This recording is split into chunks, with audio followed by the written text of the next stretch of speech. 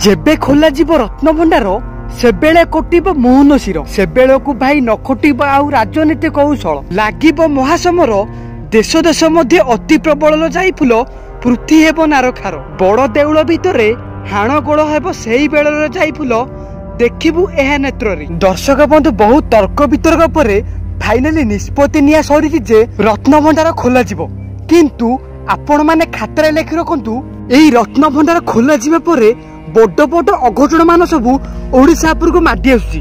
एई कथा को आमे नु आज्ञा एई कथा को अच्युतानंद महापुरुष हजार हजार बस्तळू तांकर रचित मालिका लिखि दियाइछंती। महापुरुष लेखिले आसु अछि काल बेल शपथ दिन जे हेबो अंधार जाई फुल बेलू चक्र हेबो सावधान। दर्शक बंधु आपण जदि मालिकार भक्त होइतांती ताहाले निश्चित भाबरे दिने दिने आपण श्रवण करथिबे जे 7 राति 7 दिन अंधार हेबा कथा। दर्शक बंधु महापुरुष संकेत देले एई रत्न भंडार खोला जीवा परठारु 2 घड़ी भितरे 7 दिन 7 राति संपूर्ण रूप से अंधार हेबाक जाउची। भैरवी डाक देव चमकी पड़िबो सारा मूलकल जाई फुल कहीं एबे एठी नष्ट। दर्शक बंधु एई भैरवी डाकटा भी एई समय रे सारा संसार सुनि पारिबो बोली अच्युतानंद महापुरुष तांकर रचित शिवखंड नवखंड निर्गुंड रे लिखि दी जाइछंती। आ एई भैरवी डाकटा पुरी आरंभ करके भुवनेश्वर लिंगराज मधुर पर्यंत शुभाजिवो। आगिब महासमर देश देश मध्य अति प्रबल जाई फुल पृथ्वी एवं नारखार। एई समय रे हिंदू और मुसलमान भितर एक भयंकर युद्ध हेबाक जाउची। आ एई युद्ध रे हिंदू राष्ट्र संपूर्ण भाव में परास्त हेबार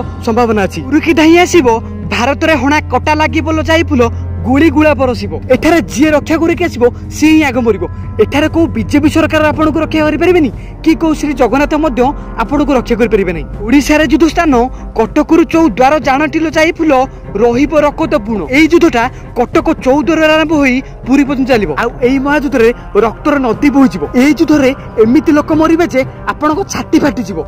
तो सत कोठा घर पोड़ी जाड़ी हेबो किनार खाल जाई फुल शुणिबो बेनी नेत्र। दर्शक बंधु एई घटना परठारु बहुत परिमाण अग्निकांड हेबार संभावना देखा गलानी। गुड़े जानबांध निया लगी तो केते गुड़े बड़ बड़ कोठा घर घुसुरी पड़ो। यही संकेत गुड़ी महापुरुष माने सहस्र बस्तलू तांकर रचित मालिकार लिखि दी जाइछंती। जदि मालिकार कथा पर आपण मानकर विश्वास हो नाही ताहाले निश्चित भाव में आपण खाता लिखि रखंतु। एई घटना जदि सत्य परिणत न हुए ताहाले निश्चित भाव में चैनल को संपूर्ण भाव में बंद कर देबु। तापर महापुरुष कहले अछुआ लोक जे पुणी देउल भितर पशिब जानलो जाई फुल अच्युतानंदଙ୍କ बाणी। महापुरुष लिखिले अछुआ लोक मंदिर भितर पशिबे। निश्चित भाव में यही घटना सत्य परिणत होची। जेबेठारु चौद्वार खोला होईची सेबेठारु विभिन्न प्रजातिर लोक श्रीमंदिर भितर को संपूर्ण रूप से प्रवेश कर जाउछंती। आगुरु तो एक भयंकर घटना होतिला। आगुरु आपण माने जानिथिबे गोटे पाण पठाण गोटे गोरु मांस खाउथिया महिला श्रीमंदिर भितर को संपूर्ण रूपे प्रवेश करिथिला। ताहार परिणाम संपूर्ण ओडिसावासी भोगिथिले। सेही समय ही श्रीमंदिर रु 4टी बड़ पत्र खोजिथिला। किंतु आपण माने खाता लिखि रखंतु एई जो रत्न भंडार खोला हेबा परठारु बहुत बड़ बड़ अघटना मान सबू ओडिशा पुर को माडी आसुची। शत शत जमदूत छागल पराए होइबे हतल जाई फुल तांको कर्म जे असत्य। एई सब कार्य जो बीजेपी सरकार करूची एहा किछि ठीक को नाही।